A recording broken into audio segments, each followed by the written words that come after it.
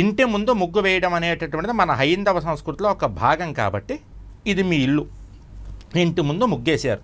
చాలామంది ఇంటి ముందు ముగ్గేసి ఏం చేస్తారయ్యా అంటే దీనిపైన ఇలా ఇలా 2 గీతలు గీసి 2 సున్నాలు చుడతారు దాన్ని.